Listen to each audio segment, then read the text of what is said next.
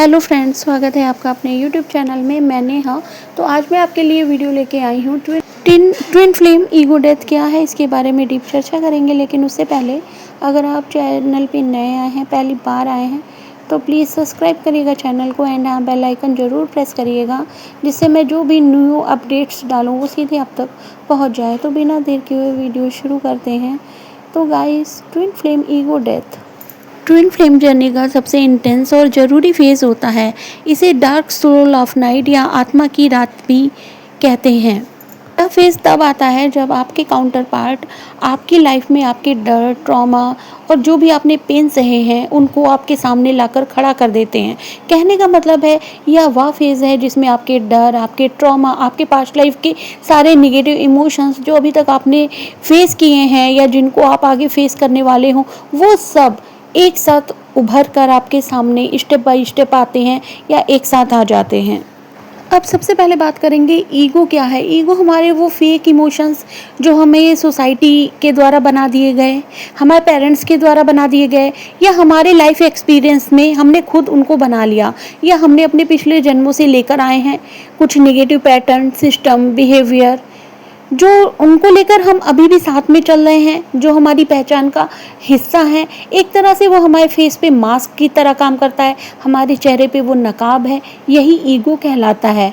Example के रूप में देखेंगे तो अगर मैं स्ट्रांग हूँ, मैं रोती नहीं, या फिर कैसी भी सिचुएशन हो, मैं रोता नहीं, मैं रोती नहीं, मैं बहुत ज़्यादा स्ट्रांग हूँ, मुझे किसी की ज़रूरत नहीं, मैं कंट्रोल में हूँ, और भी इस तरह के और भी आइडेंटिटी जिनको लेकर आप आगे बढ़ते रहते हैं, अपने फेस के ऊपर मास्क लगा के रखते हैं, जबकि आप अपने इमोशंस को वहाँ पे हाइड कर ले जाते हैं, दुनिया के सामने लेकर नहीं आते हैं। आप जो और जैसा महसूस कर रहे हैं उसको कहीं आप अपने अंदर ही दबा देते हैं, उसको भी सामने नहीं लेके आते हैं।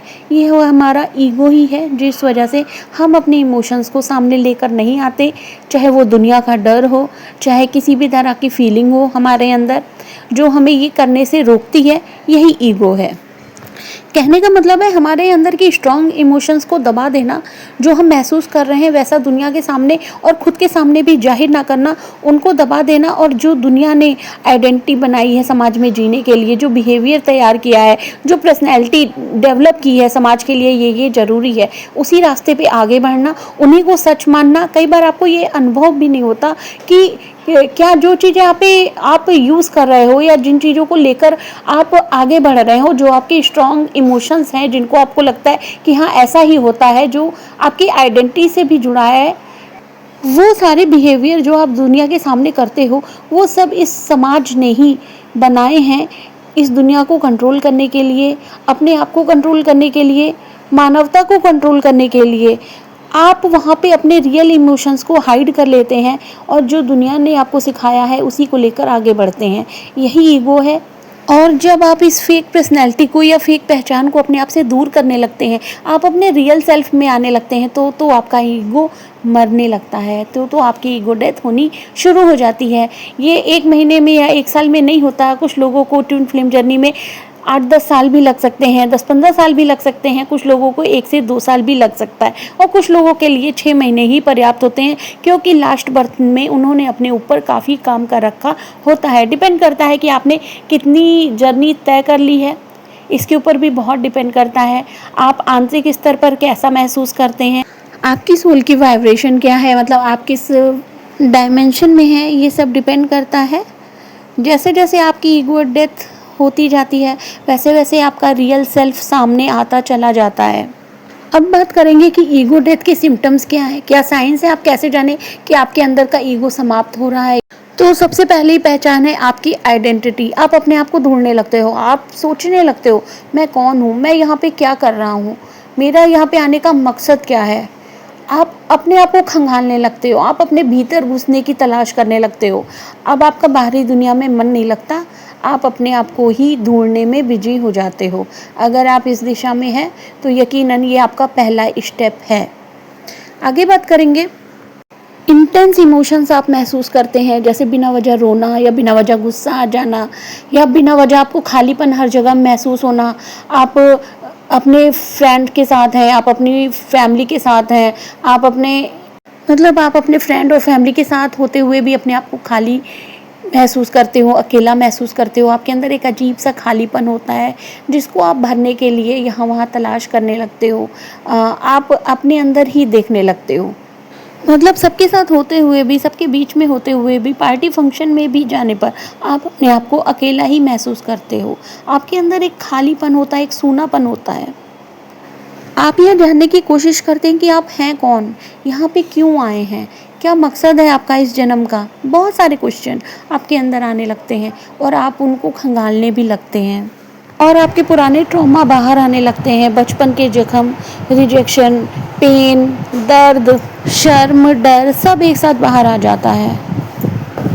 मेंटल लेवल पर आप कैसा महसूस करते हैं, इस बारे में बात करते हैं। तो मेंटल लेवल पर जब आपकी ईगो डेथ होती है तो आपको ऐसा लगता है शुरुआती स्टेज में कि अगर आप झुकेंगे तो सब ख़त्म हो जाएगा।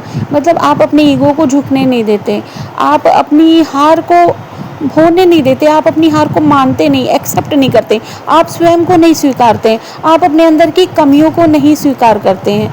जो भी आपके अंदर कमी है, जो भी एंग्जाइटी, पेन, डर, गुस्सा, निगेटिव इमोशंस, ट्रॉमा, पेन जो भी आप सफ़र कर रहे हैं, उन सबको आप एक्सेप्ट ही नहीं करते, बस सफरिंग सफरिंग चलती रहती है। उसी समय आप अपने काउंटर पार्ट को भी ब्लेम करते हैं, जो आपके काउंटर पार्ट हैं, जो आपके ट्विन फ्लेम हैं, उनको ब्लेम करते हैं, उनसे ही भागते हैं या फिर उनको कंट्रोल करने की कोशिश करते हैं। बहुत ज़्यादा ओवर थिंकिंग करते हैं, अपने रिश्ते को लेके ओवर थिंकिंग करते हैं, क्या ये रिश्ता सही है? इस तरह के सवाल, डाउट आपके मन में लगातार आते रहते हैं। बहुत सारी चीज़ों पे आपको डाउट होता है, आपके माइंड में क्लैरिटी नहीं होती है, आप शुद्ध चीज़ें, साफ चीज़ें देख नहीं पाते, जबकि आप अपने आप को पूरी तरह से फंसा हुआ महसूस करते हो। क्लैरिटी नहीं मिलती है यहाँ पे आपको। अब बात करेंगे कि आप फिजिकल लेवल पर कैसा महसूस करते हो, आपकी बॉडी कैसा महसूस करती हो। या तो आप बहुत ज़्यादा थके थके महसूस करते हो, या तो आपको बहुत ज़्यादा नींद आ रही होती है, या कुछ लोगों को नींद कम हो जाती है। वैसे अधिकतर लोग बहुत ज़्यादा सोना पसंद करते हैं, उनको बहुत ज़्यादा नींद आ रही होती है, बहुत ज़्यादा थकान हो रही होती है, सिर में दर्द होता है, बॉडी पेन होती है, अलग अलग जगह पर बॉडी पेन होती है। हार्ट चक्र में दबाव होता है, क्योंकि इस समय हार्ट चक्र अच्छे से ओपन नहीं होता है या ओपन होने की कोशिश कर रहा होता है, तो हार्ट चक्र बहुत हैवी होता है, बहुत ज़्यादा दबाव होता है हार्ट चक्र में, जिस वजह से आप अक्सर सीने में दर्द महसूस कर सकते हैं, बॉडी पेन महसूस कर सकते हैं। यही वो समय है जब आपके ऊपर साइकिक अटैक भी होते हैं, निगेटिविटी के भी अटैक होते हैं, बहुत सारी निगेटिव एनर्जी, क्योंकि इस समय आपके विचार बहुत ज़्यादा निगेटिव होते हैं।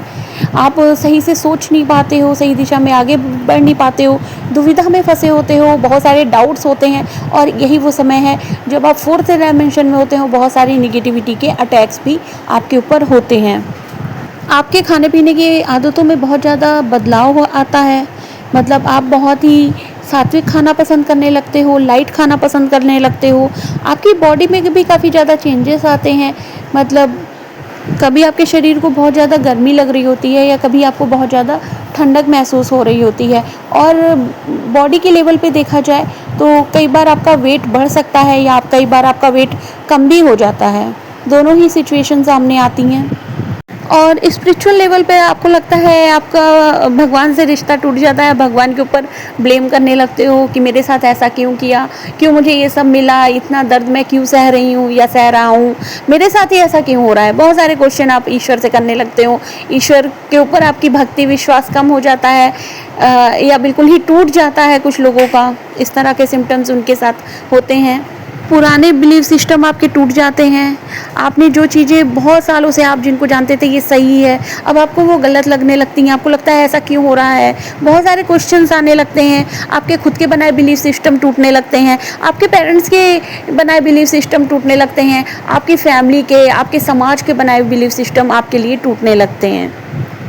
क्योंकि आपका ट्विन फ्लेम आप ही की एनर्जी होता है, इसलिए जब वो आपके सामने होता है तो आपके ईगो उभर कर सामने आने लगते हैं। आप उनसे अपने आप को हाइड नहीं कर सकते। आपके जो भी अंदर आपकी कमी है, जो भी नेगेटिव इमोशंस है, वो सारे जख्म निकल कर सामने आने लगते हैं, और इसी दिशा में रनर चेजर फेज स्टार्ट हो जाती है। और जैसे जैसे आपके अंदर का ईगो मरता जाता है, आपकी ईगो डेथ होती जाती है, वैसे वैसे आप यूनिवर्स को सरेंडर होते जाते हैं। आप अपनी कमी को पहचानना शुरू करते हैं, अपने अंदर बदलाव लाना शुरू करते हैं, अपने अंदर चेंजेस लाते हैं, अपनी कमियों को अच्छाई में बदलते हैं, अपनी गलत आदतों को छोड़ते हैं और अपने अंदर पॉजिटिव चेंजेस लेके आते हैं। अपने ईगो को मारने के लिए आप पूरे प्रयास करते हैं। अब आप कह सकते हैं कि इसी स्टेज में आपका पुनर्जन्म होता है। आप अपने आप को चूज़ करते हैं, आप अपने पुराने बिलीफ सिस्टम को छोड़ते हैं, आप अपने आप को एक्सेप्ट करते हैं, आप खुद से मानते हैं कि हाँ, मुझे दर्द हो रहा है, मुझे हीलिंग चाहिए। आप ईश्वर को अपने आप को सरेंडर कर देते हैं कि ईश्वर जिस रास्ते पे ले जाएगा आप वहाँ पे जाएंगे। आप उनका हाथ पकड़ के चलने को तैयार हो जाते हैं, यूनिवर्स को सरेंडर हो जाते हैं, अपनी हीलिंग स्टार्ट कर देते हैं, अपने अंदर के पेन को पूरी तरह से ख़त्म करना चाहते हैं। और यही वो स्टेज है जब आपका ईगो समाप्त हो जाता है। आपके अंदर क्यों, क्या, कैसे, कब, ये सारे क्वेश्चन बंद हो जाते हैं। आप अपने आप को बदलने के रास्ते पर आगे बढ़ जाते हैं। ईगो डेथ से बाहर निकलने के लिए अगर आपको रोना आ रहा है तो आप रोइए, खुलकर रोइए।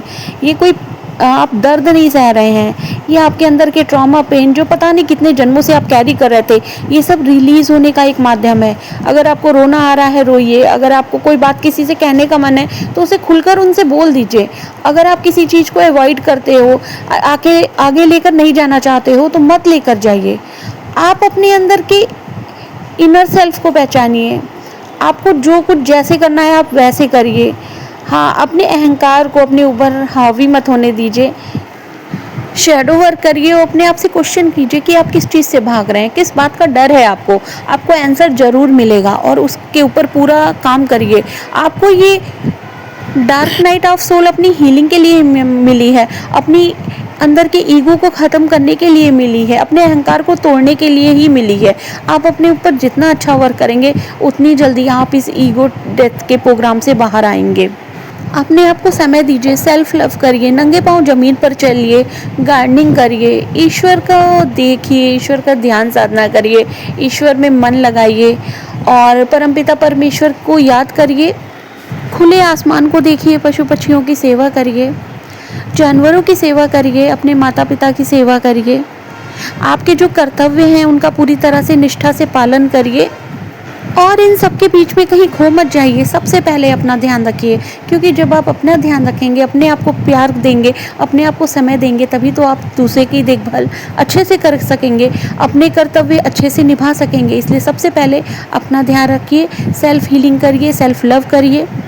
जितना ज़्यादा आप अपने आप को एक्सेप्ट करते जाएंगे उतना ज़्यादा आप ईगो से, अपने पुराने जख्मों से बाहर होते जाएंगे, अपने आप को हीलिंग देते जाएंगे। तो इसलिए अपने आप को एक्सेप्ट करते हुए आगे बढ़िए, ईश्वर के प्रति समर्पण भाव रखिए।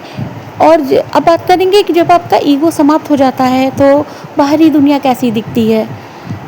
तो ईगो समाप्त हो जाता है तो बाहरी दुनिया तो वैसी की वैसी ही रहती है।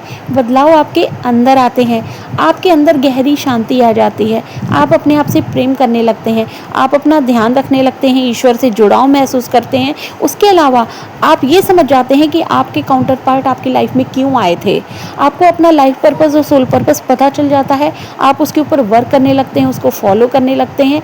आपके इस दुनिया में आने का कारण भी आपको मिल जाता है और उसके अलावा जो आपके पास्ट लाइफ के जख्म थे वो भी समाप्त हो जाते हैं, जो आपके पास्ट लाइफ के कर्मों का बैगेज था वो भी रिलीज़ हो जाता है। इसी स्टेज में आप बहुत ज़्यादा शांति का अनुभव करते हैं, इनर पीस का अनुभव करते हैं और आप बाहरी दुनिया से बहुत ज़्यादा कनेक्शन नहीं रख पाते हैं।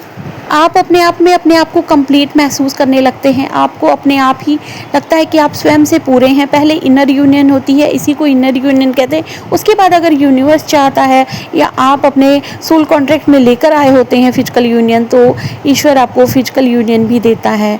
तो ये था ट्विन फ्लेम ईगो डेथ। अच्छा है, वीडियो आपको अच्छा लगा होगा, पसंद आया होगा। लाइक करिएगा, कमेंट करके बताइएगा एंड हाँ, नए आए हैं तो चैनल को सब्सक्राइब कर लीजिएगा। Thank you for watching.